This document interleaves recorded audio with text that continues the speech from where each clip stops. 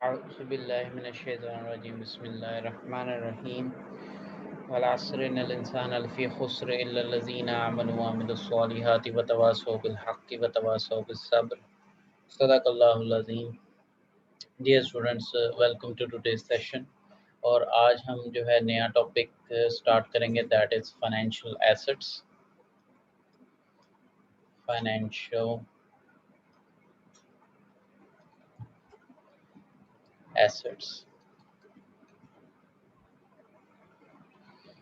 Now, what are financial assets? Financial assets are companies'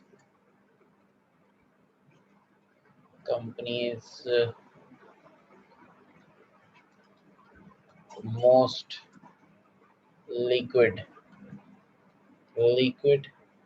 Liquid means cash-like, which are easily convertible into cash. Cash-like. Cash is also a financial asset. Cash-like resources. ठीक है, हमें financial assets की ज़रूरत क्यों होती है? ताकि short term में हम लोग अपनी शॉर्ट टर्म डेट्स को पे कर सकें, अकाउंट्स पेबल को पे कर सकें। So short term debt servicing. ठीक है, उसके बाद we want to purchase inventory, ताकि हम अपने ऑपरेशंस कर सकें। Purchase inventory with the financial assets, purchase inventories. उसके बाद we want to pay taxes for example, and we want to cover our payroll obligations like salaries, wages, and other small expenses, other expenses we need to pay with our financial assets. So financial assets are very important. Petty expenses we need to pay. So there is quite a significance of financial assets. So इस chapter के हमारे लिए learning objectives क्या होंगे? Class learning objectives क्या होंगे हमारे? ठीक है, हमारे क्लास लर्निंग ऑब्जेक्टिव्स होंगे कि how companies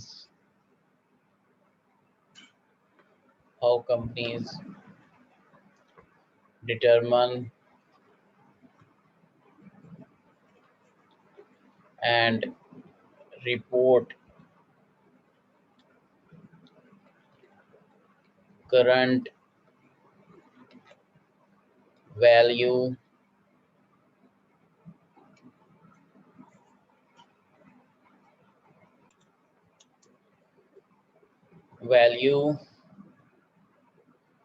of financial assets. हम कैसे इन फाइनेंशियल एसेट्स को की वैल्यू को डिटरमिन करती है और उनको रिपोर्ट करती है। सेकंड जो लर्निंग ऑब्जेक्टिव होगा आप लोगों का, वो होगा कि किस तरह, हाउ क्विकली, कितनी जल्दी, how quickly company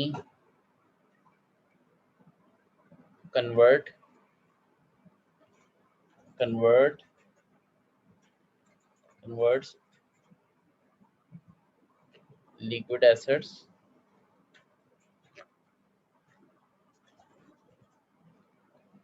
into cash. फिर you need to know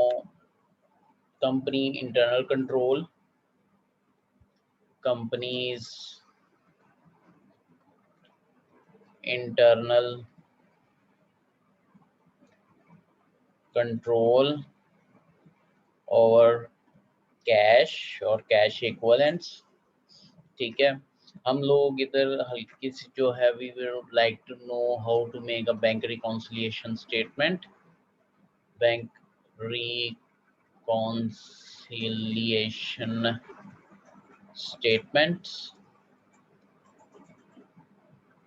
ठीक है, किस तरह हम अपने बुक्स को बैंक के साथ रिकनसाइल करते हैं, मोस्ट कॉमन एग्जाम्पल उसमें करेंगे। उसके बाद हम लोग देखेंगे मुख्तलिफ इकसाम के शॉर्ट टर्म इन्वेस्टमेंट्स को कंपनी कैसे रिपोर्ट करती हैं और उनको किस तरह जो है उनकी वैल्यू को डिटरमिन किया जाता है। शॉर्ट टर्म इन्वेस्टमेंट ये लिक्विड होते हैं, they can be converted into cash very easily. Short term investments के बारे में थोड़ी सी बात करेंगे हम, जो है वो मार्केटेबल, जिसमें हमारे पास मार्केटेबल सिक्योरिटीज़ आ जाती हैं। ठीक है, मार्केटेबल सिक्योरिटीज़ आ जाती हैं, उनके बारे में बात करेंगे। और account receivable, these are the most liquid asset जो आपके कैश में कन्वर्ट होते हैं। अकाउंट्स रिसीवेबल्स के बारे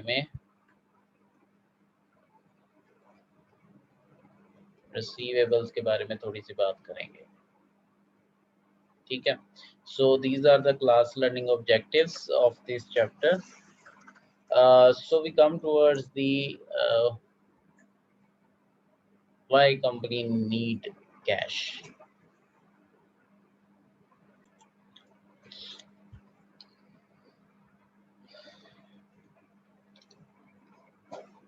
Companies need of cash. कितना कैश कंपनी को चाहिए अपने पास रखना रेडीली? सो उसका आंसर है सिंपल, एक फ्रेज के अंदर, as little as possible.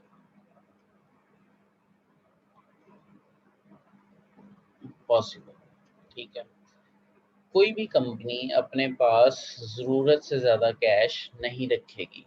Cash idle पड़ा रहे कंपनी के पास, वो कंपनी के लिए नुकसानदेह होता है। ठीक है, कंपनी उतना कैश रखेगी that is enough.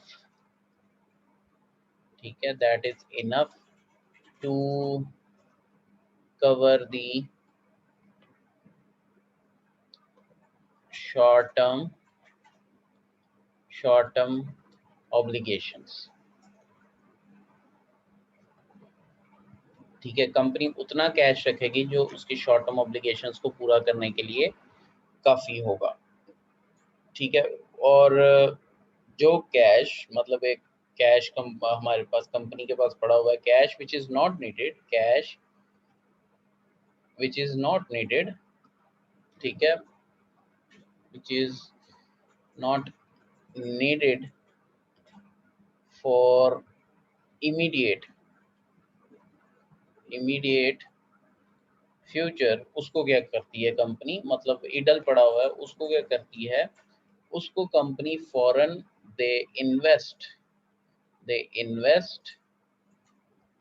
In short term securities. ठीक है, शॉर्ट टर्म सिक्योरिटीज में फॉरन इन्वेस्ट करती है। उससे फायदा ये होता है कि जब वो इन्वेस्ट कर देती है तो इन्वेस्ट करने के बाद उसको या तो डिविडेंड मिलता है इनकम की सूरत में उन सिक्योरिटीज में से, या उन सिक्योरिटीज को बेचकर उनको कैपिटल गेन्स भी होते हैं। ठीक है, कैपिटल गेन्स भी होते हैं, मतलब कैपिटल गेन का मतलब है जब आप कोई कैपिटल इन्वेस्टमेंट जो है उसको सेल करें शेयर्स खरीद के बेचें तो आपको कैपिटल इन्वेस्टमेंट हो जाती है। सो फाइनेंशियल एसेट्स की हम बात कर रहे थे। अब यहाँ पर मैंने how much company need cash, तो कैश उतना होना चाहिए जितनी कंपनी की ज़रूरत है। ठीक है, उसके बाद फाइनेंशियल एसेट्स को हम 3 हिस्सों में डिवाइड कर सकते हैं। फाइनेंशियल एसेट्स को हम 3 पार्ट्स में डिवाइड कर सकते हैं। First part is main cash, short term investments,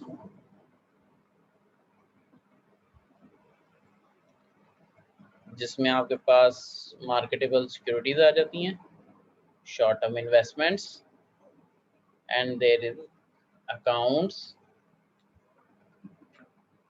receivables. ठीक है, these are all very liquid and financial assets जो इजीली कन्वर्टेबल होते हैं इनटू कैश, ठीक है, ये बहुत आराम से, इसलिए इनको फाइनेंशियल एसेट्स में भी लेके आया जा सकता है। इनको एज अ लीगल टेंडर भी यूज किया जा सकता है। समटाइम आप जो है, अगर आपकी एग्जांपल लें तो आप अगर प्राइस बॉन्ड आपके पास हैं, तो प्राइस बॉन्ड के ऊपर आपका नाम नहीं अगर मेंशन है, वो बेरर बॉन्ड्स हैं, तो उसको आप एज अ मनी भी यूज़ कर सकते हो, उसको आप एज अ खरीदो फरोख्त भी आप यूज़ कर सकते हो। तो बिजनेस की वर्ल्ड में समटाइम शॉर्ट टर्म इन्वेस्टमेंट और अकाउंट रिसीवेबल को भी खरीदो फरोख्त के लिए इस्तेमाल कर सकते हैं। So these financial assets are somehow called the forms of money as well. ठीक है, इनको फॉर्म्स ऑफ मनी भी कहा जा सकता है, लेकिन फॉर्म्स ऑफ मनी के अंदर आपके पास मेनली जो है वो कैश ही आता है, क्योंकि these two are easily convertible into cash. So अगर मैं इसको डिपिक्ट करना चाहूँ, तो यहाँ पर मेरे पास आ जाता है, सबसे पहले अकाउंट रिसीवेबल्स आ जाते हैं, अकाउंट रिसीवेबल फाइनेंशियल एसेट आ जाता है। अब अकाउंट रिसीवेबल जो होता है वो सबसे लिक्विड एसेट होता है, which is going to be converted into cash. वो कन्वर्ट कैश में कैसे कन्वर्ट होता है, मतलब कैश में वो कन्वर्ट हो जाता है बहुत जल्दी, जब कस्टमर्स जो हैं वो कस्टमर से हमें कैश कलेक्ट हो जाता है, कलेक्शन फ्रॉम कस्टमर्स, ठीक है, तो वो कैश हमारे पास आ गया। अब इस कैश को जो है हम अपने पास इडल रख लें, ठीक है। अभी हमने ऑब्लिगेशंस, जो ऑब्लिगेशंस पे करनी है वो तो हम ऑब्लिगेशंस पे कर देंगे, मतलब we make cash payments in shape of obligations. जो ऊपर मैंने ऊपर आपको बताई है, इन्वेंट्रीज खरीदनी है आपने, आपने लोगों के उधार वापस करने हैं, तो उस सूरत में आप कैश पेमेंट जो है वो कर देते हो। लेकिन कुछ कैश आपके पास इडल पड़ा रहता है, एक्सेस कैश जो होता है, जिसको हम कहते हैं एक्सेस कैश, हमारे पास जो है पड़ा हुआ है। उस एक्सेस कैश को हम क्या करते हैं, एक और फाइनेंशियल एसेट में इन्वेस्ट कर देते हैं। वो हमारे पास कौन सा है, शॉर्ट टर्म इन्वेस्टमेंट्स कर देते हैं उस कैश की। और मोस्ट कॉमन जो शॉर्ट टर्म इन्वेस्टमेंट है हमारे पास, वो है मार्केटेबल सिक्योरिटीज, ठीक है। मार्केटेबल सिक्योरिटीज में इन्वेस्ट कर देते हैं, और मार्केटेबल सिक्योरिटीज में जब इन्वेस्ट करते हैं और फिर जब उसको बेचते हैं, तो बेच के हमें क्या रिसीव होता है, हमें कैश रिसीव होता है, receive cash received after after selling what, the marketable securities. तो हमें दोबारा से कैश रिसीव हो जाता है, ज़्यादा कैश रिसीव होता है, और फिर हम उस कैश को अगेन कैश पेमेंट्स के लिए इस्तेमाल करते हैं। तो these three are, if you can see, these three are your financial assets, ठीक है।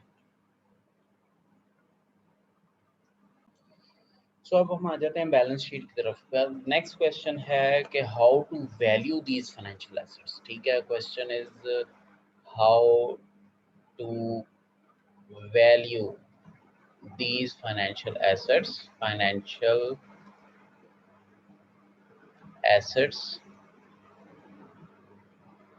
in बैलेंस शीट, ठीक है। बैलेंस शीट में हमने इनकी वैल्यूएशन कैसे करनी है, ये भी एक इम्पोर्टेंट क्वेश्चन है, ठीक है। तो फाइनेंशियल एसेट्स वैल्यूएशन कैसे करनी है, वैल्यूएशन ऑफ फाइनेंशियल एसेट्स, ठीक है।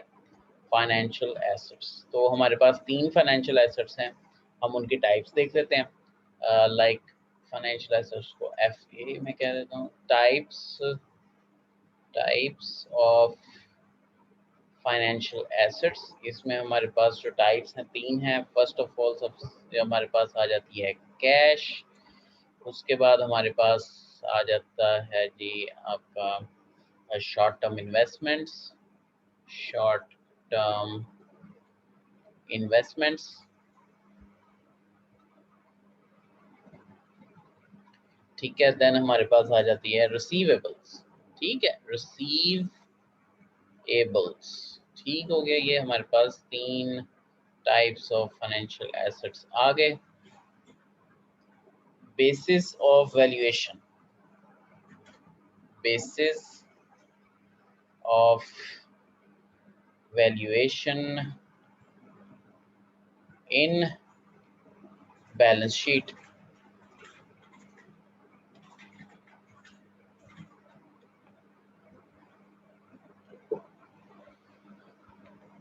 कैश को हम कैसे किस वैल्यू के मुताबिक लिखते हैं, हम उसकी फेस वैल्यू पे लिखते हैं। जो उसकी फेस वैल्यू होती है, जो उसके ऊपर लिखा होता है, 1000 का नोट तो 1000 वैल्यू है, 1000 के मुताबिक उसको लिख देंगे, 100 के मुताबिक लिख देंगे, 5000 को 5000 के, जो उसकी फेस वैल्यू है उसके मुताबिक लिख देंगे। शॉर्ट टर्म इन्वेस्टमेंट्स को हम देखेंगे, short term investment marketable security जितने की खरीदी होती हैं उतने की हम नहीं बेचते हैं मोस्टली, मतलब जो कीमत उसके ऊपर लिखी होती है खरीदते वक्त वो चेंज होती रहती है, सिक्योरिटी की वैल्यू मार्केट में चेंज होती रहती है, ठीक है।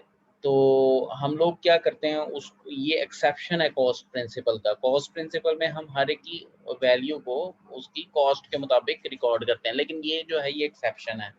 इसमें हम देखते हैं कि जी जब हम बैलेंस शीट बना रहे होते हैं उस टाइम पर मार्केट में उस इन्वेस्टमेंट की मार्केट वैल्यू क्या चल रही है, ठीक है। जिस तरह ये आप लैंड खरीदते हैं, लैंड आप 10 लाख का खरीदते हैं, ये तो कॉस्ट पे आप लिखेंगे, मैं वैसे एग्जांपल दे रहा हूँ। तो उसकी मार्केट वैल्यू क्या होती रहती है, चेंज होती रहती है, कभी कम होती है, कभी ज़्यादा होती है, कभी 10 लाख का प्लॉट जो है वो 20 लाख का मिल रहा होता है, तो ये मार्केट वैल्यू उसकी चेंज। शॉर्ट टर्म इन्वेस्टमेंट जो मार्केटेबल सिक्योरिटीज़ हैं वो किस वैल्यू पे नोट करेंगे हम, करंट मार्केट वैल्यू पे हम उसको क्या कर देंगे, नोट कर लेंगे, ठीक है।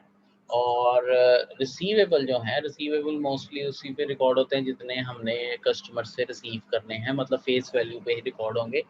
लेकिन कुछ आजकल जो कंपनीज हैं और कुछ स्टैंडर्ड्स हैं वो ऐसे हैं जो कहते हैं कि जी बड़ी कंपनीज क्या करती हैं, वो अंदाज़ा लगा लेती हैं कि लेट से अगर हमने रिसीव करना है सारे कस्टमर से, हमारे जितने कस्टमर्स हैं उनसे 1 लाख हमने रिसीव करना है, और हमारी कंपनी ये बताती है कि पिछले 20 सालों के डाटे से हमने ये अंदाज़ा लगाया है कि ऑन एवरेज हमारी कंपनी के 5% लोग जो हैं, 5% कस्टमर्स जो हैं वो हमारे पैसे वापस नहीं करते, मतलब 5% की अमाउंट हमारी वापस नहीं आती। तो वो नेट रियलाइज़ वैल्यू निकाल लेते हैं। नेट रियलाइज़ वैल्यू कैसे निकालते हैं, 1 लाख का 5% लेते हैं तो हमारे पास 5000 आ जाता है, ठीक है। 5000 माइनस करके, ये तो हो गई इसकी फेस वैल्यू रिसीवेबल्स की। रिसीवेबल्स में से 5000 माइनस करेंगे, 5000 माइनस करके क्या आ जाता है, 95,000, that is the estimated net realized value. तो जो रिसीवेबल्स हैं वो अब किस पे रिकॉर्ड किए जाते हैं, नेट रियलाइज्ड रियलाइजेबल, रियलाइज्ड कर लें या रियलाइजेबल कर लें, नेट रियलाइजेबल वैल्यू पे रिकॉर्ड किए जाते हैं, ठीक है। तो रिसीवेबल नेट रियलाइजेबल वैल्यू पे रिकॉर्ड किए जाएंगे आपके पास, ठीक है। तो सबसे पहले हम आ जाते हैं जो टाइप हमारे पास है, दैट इज कैश।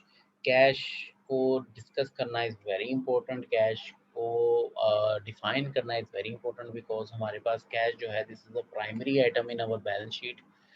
सबसे ऊपर जो है करंट एसेट्स में ये लिखा जाता है, और liquid assets are converted into this one, और इसको हम जो है अपनी इन्वेंट्री खरीदने के लिए, किसी फाइनेंशियल इंस्ट्रूमेंट को खरीदने के लिए, ऑब्लिगेशंस को पे करने के लिए हम कैश का इस्तेमाल करते हैं।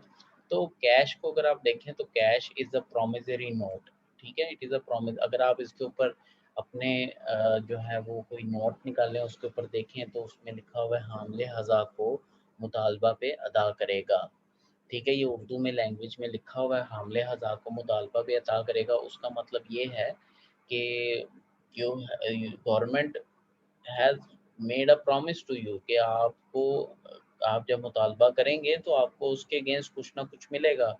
जो रिज़र्व गवर्नमेंट ने रखे होंगे उस रिज़र्व के अगेंस्ट ही ये कैश को वो पब्लिश कर रहा है। तो this is the promissory note from the government. So हम इसको कह सकते हैं promissory note, promissory promissory note that is used as a legal tender, ठीक है। लीगल टेंडर के तौर पे इसे इस्तेमाल किया जा रहा है, इसे चीज़ों की खरीदो फरोख्त के लिए इस्तेमाल किया जा रहा है। और कैश जो है वो आइटम है जिसको बैंक एक्सेप्ट करता है, bank accept it as deposit, ठीक है, बहुत कॉमनली बैंक एक्सेप्ट करता है कैश को अपने पास डिपॉजिट रखने के लिए। सो कैश में क्या क्या चीज़ें आ जाती हैं? अगर हम कैश की बात करें, कैश में क्या क्या चीज़ें आ सकती हैं आपके पास? कैश के बाद हमारे पास सबसे मोस्ट कॉमन जो चीज़ है that is the coins and paper money. ठीक है, ये आ जाता है हमारे पास।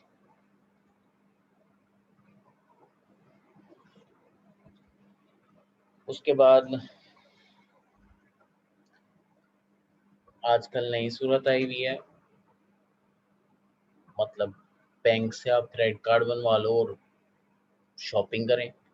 सो बैंक क्रेडिट कार्ड भी एक कैश की शक्ल है, क्रेडिट कार्ड बिल ये भी एक कैश की शक्ल है आजकल। आप कहीं कंपनी की तरफ से जाते हो, you got your travellers cheques. ठीक है, ट्रैवलर्स चेक्स,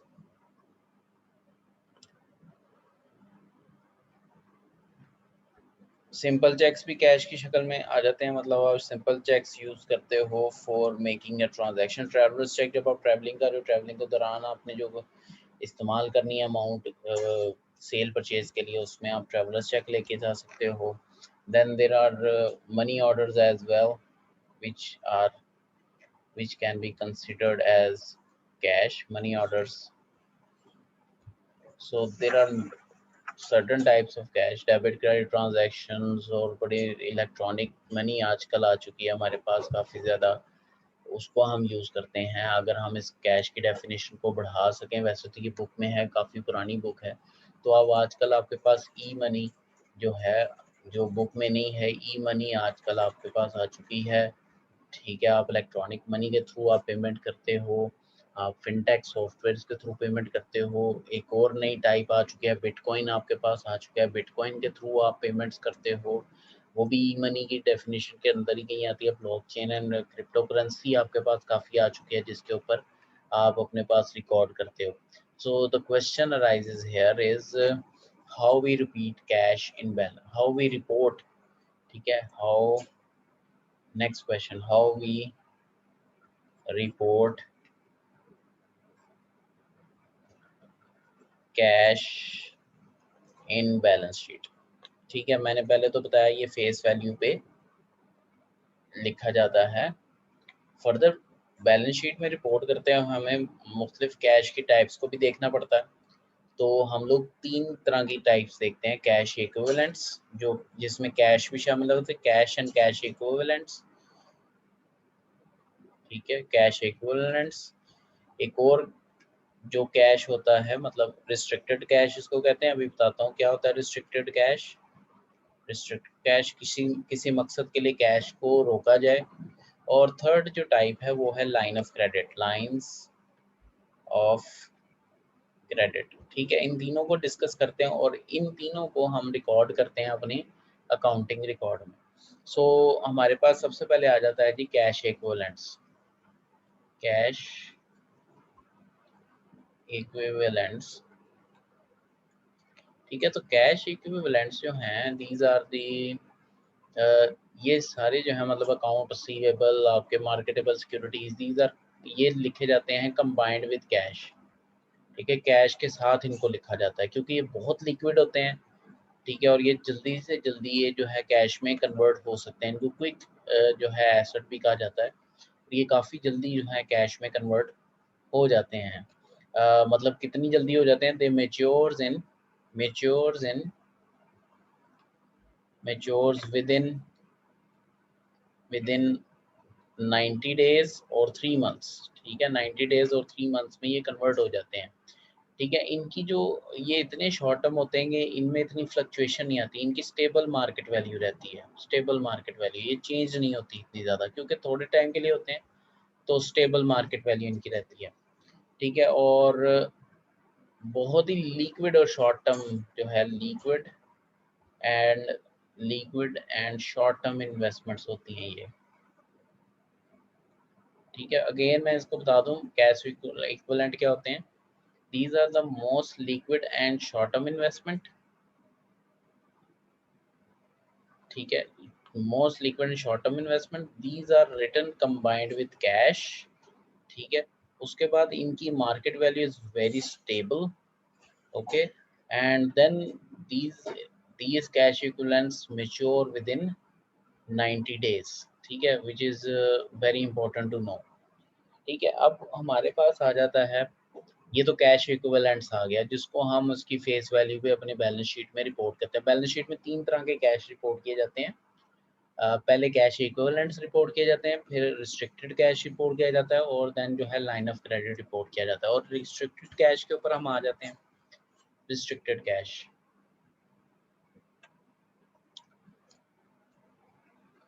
यहाँ पर हम आ गए रिस्ट्रिक्टेड कैश। अब रिस्ट्रिक्टेड कैश में क्या होता है, ये चूंकि रिस्ट्रिक्ट कर लिए जाते हैं किसी मकसद के लिए और इनको बिजनेस के अंदर हम इस्तेमाल नहीं कर सकते, सो कैश तो होता है, ये डेफिनेटली होता है, लेकिन ये करंट एसेट नहीं होता, नॉट ए करंट एसेट, ठीक है, this is not a current asset. Balance sheet में जब इसको रिकॉर्ड करेंगे तो करंट एसेट में नहीं करेंगे। क्यों नहीं करेंगे? क्योंकि दे आर नॉट अवेलेबल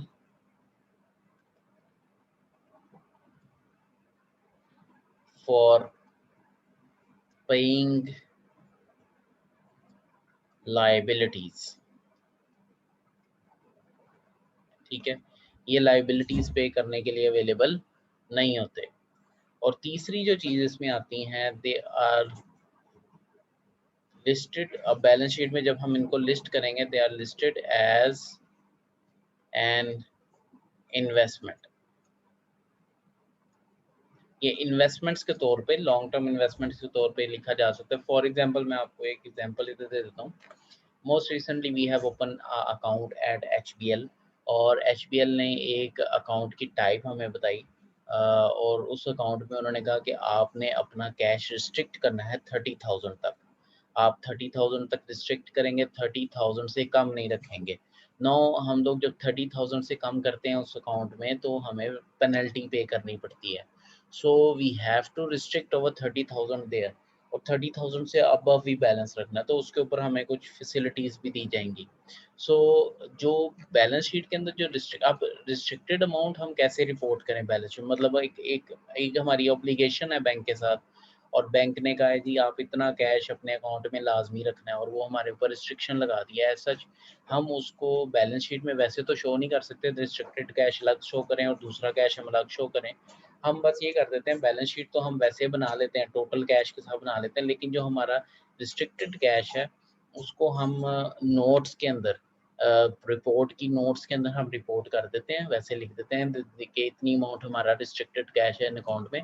और हम अगर बैलेंस शीट में इनको लिख सकते हैं तो हम ऐसे भी लिख सकते हैं इन्वेस्टमेंट, हम ऐसे भी लिख सकते हैं investments, investments, investment and restricted, restricted cash की शक्ल में भी हम इसको अपने पास लिख सकते हैं, ठीक है। So this is how we report over cash items here, कि किस तरह हमने रिस्ट्रिक्टेड आइटम्स को लिखना है। Restricted items are not the current, restricted cash is not a current asset because it is not available to pay your current liabilities, ठीक है। और इनको हम अगर बैलेंस शीट में रिपोर्ट करेंगे तो एज ए इन्वेस्टमेंट करेंगे, और हम इसका नाम रख सकते हैं इन्वेस्टमेंट एंड रिस्ट्रिक्टेड कैश भी। Third type of cash is your line of credit, ठीक है, they are your lines of credit. अब लाइन ऑफ क्रेडिट क्या होता है? लाइन ऑफ क्रेडिट ये होता है कि बैंक आपको एडवांस में कुछ अमाउंट दे देता है। बैंक दे नहीं देता, बैंक आपको एडवांस में, bank has agreed, agreed, agreed in advance, एक in advance to lend money, ठीक है, to the company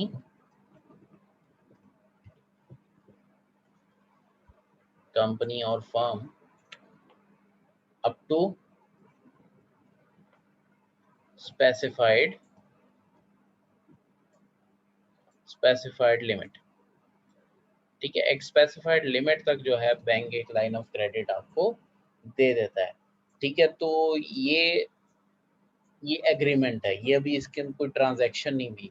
जब बैंक ने कहा हाँ जी मैं आपको 1 लाख तक लाइन ऑफ क्रेडिट प्रोवाइड करूंगा, इसका मतलब है कि अच्छे कस्टमर्स जो हैं बैंक के, समटाइम ऐसा होता है हमारी ट्रेडिंग बहुत तेज़ी से चल रही होती है, तो उसके बाद हमारे पास समटाइम कैश नहीं होता इन्वेंट्री खरीदने के लिए, तो हम बैंक को कह देते हैं कि हमारा लाइन ऑफ क्रेडिट एडवांस रखें, आप हमें अमाउंट दे दें, तो बैंक हमारे बिहाफ पे अमाउंट पे कर देगा, हम आगे सेल करेंगे, बैंक को अमाउंट वापस करेंगे। तो ये लिमिटेड एक स्पेसिफाइड टाइम तक हमें एक स्पेसिफाइड लिमिट जो है वो बैंक बता देगा कि 1 लाख तक आप खरीदो फरोख्त कर सकते हो। तो ये फॉरन एग्रीमेंट के ऊपर नई लाइबिलिटी क्रिएट होगी। एग्रीमेंट के ऊपर हमने कैश पे नहीं किया बैंक को, तो बैलेंस शीट के अंदर हम कुछ रिपोर्ट नहीं करेंगे कि बैंक ने हमें ये एडवांस में लैंड मनी कर दिया। लेट से बैंक ने कहा मैं प्रॉमिस करता हूँ आपको 1 लाख दे दूंगा। अब बैंक ने कहा जी मैं एग्री करता हूँ मैं आपको 1 लाख दे दूंगा, इसका मतलब ये नहीं कि बैंक ने आपको 1 लाख दे दिया है, अभी आप बैलेंस शीट में कुछ नहीं लिखोगे। ठीक है, जब बैंक आपको जब आप कोई ट्रांजैक्शन करते हो और जिस टाइम पे आप लाइन ऑफ क्रेडिट यूज़ करोगे, लेट से आपने परचेज की इन्वेंट्री, आपके पास कैश भी रेडी अवेलेबल नहीं है, आप बैंक को कहते हो मेरे बिहाफ पे 30,000 पे कर दो। बैंक जब लाइन ऑफ क्रेडिट में से अमाउंट पे कर देगा, जब आप लाइन ऑफ क्रेडिट को इस्तेमाल कर लोगे, उस टाइम पे लाइबिलिटी क्रिएट होगी। तो लाइबिलिटी कब क्रिएट होगी? Liability created as soon as line of credit is used। ठीक है, जब वो यूज होगा तो तब आपको जो है वो लाइबिलिटी क्रिएट होगी, उससे पहले लाइबिलिटी क्रिएट नहीं होगी, उससे पहले कोई आप चीज़ जो है वो बैलेंस शीट के अंदर मेंशन नहीं कर सकते। हाँ, लेकिन आपने ये एग्रीमेंट तो बैंक के साथ किया है। ठीक है, मतलब अगर आपने 30,000 यूज कर लिया, वो तो आप बैलेंस शीट में लाइबिलिटी साइड पे शो कर दोगे, लेकिन जो अनयूज्ड लाइन ऑफ क्रेडिट है, वो आपने एक एग्रीमेंट तो किया हुआ है बैंक के साथ, तो unused line of credit balance sheet पे तो कहीं नहीं आएगा, लेकिन वो आप रिपोर्ट कर सकते हो, इज रिपोर्टेड इन नोट्स के अंदर। आप जो है नोट्स के अंदर बता सकते हो कि हमारा इतना लाइन ऑफ क्रेडिट यूज हो गया और इतना लाइन ऑफ क्रेडिट हमारा अनयूज है, मतलब 30,000 की आपने पेमेंट की है बैंक के हाथ, bank line of credit use किया 30,000 का, बाकी 70,000 आपका अनयूज लाइन ऑफ क्रेडिट है, वो आप रिपोर्ट नोट्स में लिख सकते हो कि जी हमने इतना लाइन ऑफ क्रेडिट यूज नहीं किया। That is not enough for cash right now. Cash जो है हमारा चलेगा नेक्स्ट लेक्चर तक, क्योंकि cash is a very important thing, और कैश की मैनेजमेंट समझना और कैश का इंटरनल कंट्रोल, कंपनी का इंटरनल कंट्रोल कैसे है कैश के बारे में वो समझना, और कैश को आपने रिकनसाइल कैसे करना है बैंक के साथ, वो समझने के लिए जो है हम नेक्स्ट लेक्चर में ज्वाइन होंगे। The next lecture will comprise over cash management, internal control over cash and bank reconciliation statement के बारे में थोड़ी सी हम बात करेंगे। एंड कैश फ्लो स्टेटमेंट हमारी बनती है, वो रिवॉल्व करती है हमारे कैश की गिर्द के, कैश हमारा इन एंड आउट कब हुआ। तो कैश फ्लो स्टेटमेंट का मकसद ये होता है कि कैश बेस ऑफ अकाउंटिंग को जो है वो रिपोर्ट करें। हमारी जो balance sheet of income statement है वो अक्रूवल बेस ऑफ अकाउंटिंग के ऊपर चलती है, जिसके ऊपर हम लोग अक्रूवल बेसिस पे रिपोर्टिंग करते हैं, लेकिन कैश बेसिस के ऊपर भी रिपोर्टिंग इंपॉर्टेंट होती है, जो कैश फ्लो स्टेटमेंट हमारे लिए कर देती है। तो नेक्स्ट लेक्चर में हम इन चीज़ों को थोड़ा सा देखेंगे। आज के लिए इतना ही। Thank you very much. फी मान अल्लाह।